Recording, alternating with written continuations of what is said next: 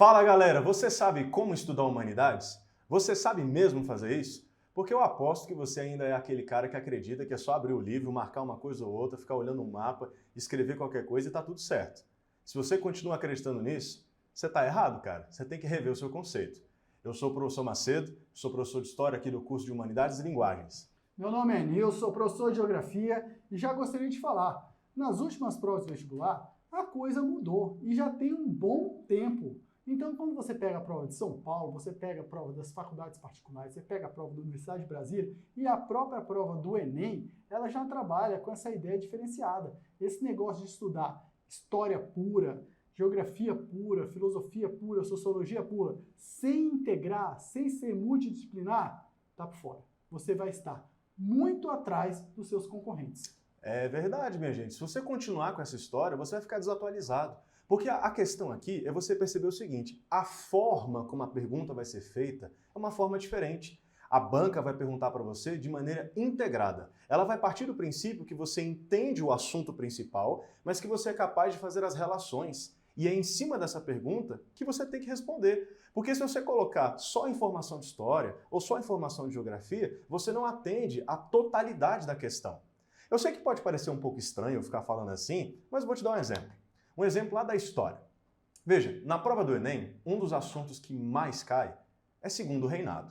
Aí você pensa, poxa, mas o segundo reinado tem muita coisa. Eu sei, mas vamos destacar só um ponto. Quando eu falo de segundo reinado, na parte econômica, o elemento principal é o café. O Brasil fazia várias coisas, mas o Brasil se destacava mesmo era no café. 60%, quase 60% da produção econômica do Brasil no segundo reinado era café. E aí nessa hora sua cabeça começa a fervilhar, você começa a lembrar de um monte de coisa. E certamente você vai lembrar que o café era muito importante naquela região do centro-sul do Brasil. Ali na região mais ou menos de São Paulo, um pedaço do Rio de Janeiro, talvez ali Espírito Santo. Beleza, só que essa é a informação da história. Café, segundo reinado, ali.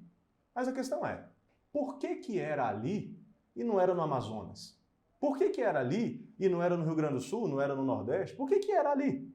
Tá vendo? A resposta não está necessariamente na história. Nesse caso, a resposta, quem vai dar essa resposta melhor é a geografia.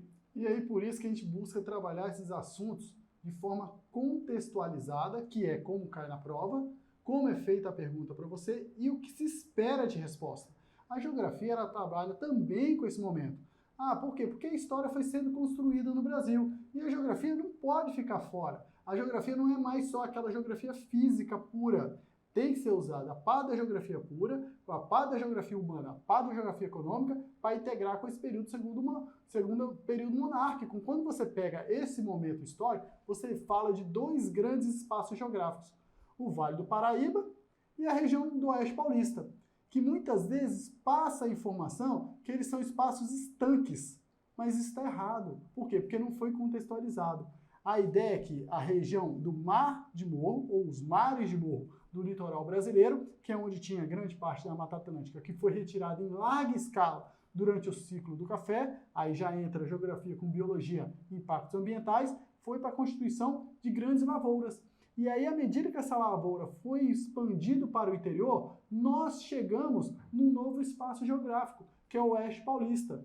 Aí a história ela verifica claramente que teve um momento de ascensão e uma certa decadência do Vale do Paraíba e depois um momento de ascensão do Oeste Paulista. Mas o Oeste Paulista ascendeu porque se tornou uma área nova da produção associada ao café. E aí entra de novo a parte da geografia física, porque aquela região do Oeste Paulista, norte do Paraná, é a região onde tem a denominada terra roxa, uma terra repleta de basalto, extremamente fértil, que favoreceu essa produção. E aí essa produção marcou o Brasil do século XIX e iníciozinho do século XX, e entrou em decadência aí com a crise de 1929, que a crise de 29 abalou o sistema capitalista, não só nos Estados Unidos e na Europa, mas no Brasil também, e gerou uma série de transformações futuras, né, Marcelo, que a gente também trabalha. E veja, é esse o ponto, minha gente. Eu não sei se você está percebendo, mas existe um arco histórico que só a integração vai te dar. Você só vai conseguir realmente entender a coisa no conjunto, do micro até o macro, quando você faz esse esforço. Porque veja, se você sabe o elemento pontual e você consegue relacionar, todo o resto faz sentido. Esse é o ponto. Pensa só, beleza, o Oeste Paulista foi aquele lugar onde economicamente se desenvolveu e ganhou muita força. mas também foi nesse lugar que essa mesma elite do café começou a perceber que o império estava atrasado. Adivinha quem foram as pessoas que resolveram conduzir o processo da proclamação da República? Tá vendo? Então, quando você junta os conteúdos, é aí que você entende o total da coisa. Consegue perceber? Isso é um exemplo só, hein? E além disso, essa área ainda virou o centro geoeconômico do Brasil. O grande eixo da economia brasileira. Exato. O eixo São Paulo, Rio, Minas. Não é por acaso, minha gente, pelo amor de Deus. Capital do Brasil à época, grande centro futuro da manufatura e da indústria, maioria da concentração populacional. Então você vê uma transformação do espaço geoeconômico a partir dessa evolução histórica.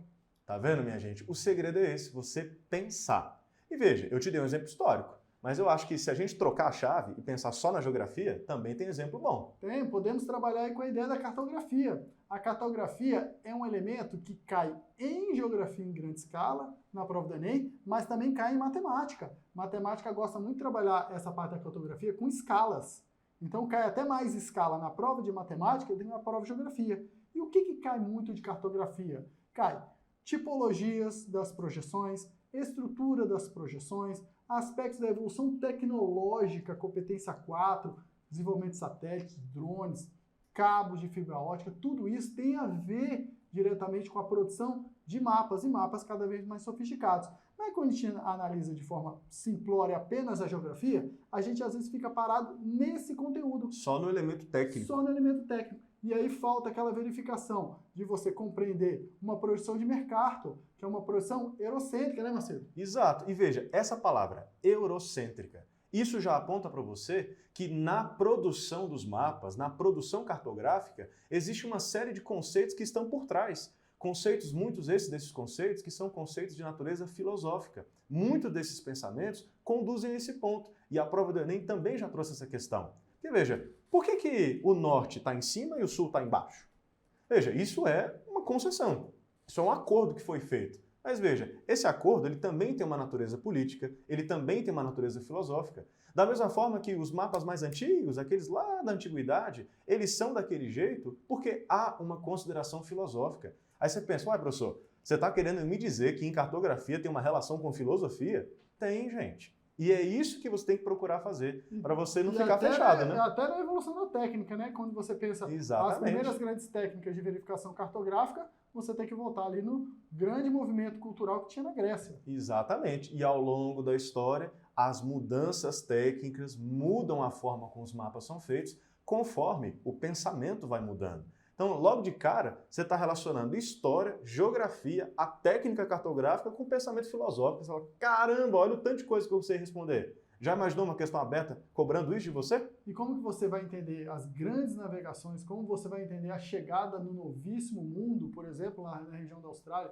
como você vai entender a dinâmica de ocupação da África no século XIX, sem entender a cartografia? E como que você vai verificar o que nós temos hoje de mapa e as criticidades que tem a projeção de Mercator, se você não entende como era o pensamento histórico e filosófico do mundo, sobretudo ocidental, à época? Então tem uma série de fundamentações que vai fortalecer o seu conhecimento a partir de um estudo em temática integrada. Então esse é o objetivo. Das novas provas é que você tenha um conhecimento integrado. Isso que a gente ainda nem falou, como integra com literatura, na época do café, como desenvolve, por exemplo, o modernismo. A gente nem botou a cereja do bolo, hein? A gente ainda nem falou de interpretação de texto, porque dificilmente você vai fazer uma boa prova de vestibular se você não for bom em interpretação de texto. Então, o viés da língua portuguesa é um dos pilares centrais de todas as provas interligadas hoje aos grandes vestibulares. É isso, minha gente. Então, se você gostou desse projeto para você,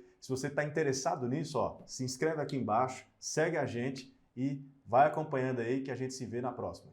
Tchau, tchau, e vamos dar umas dicas para vocês logo, logo. Tchau, tchau para você.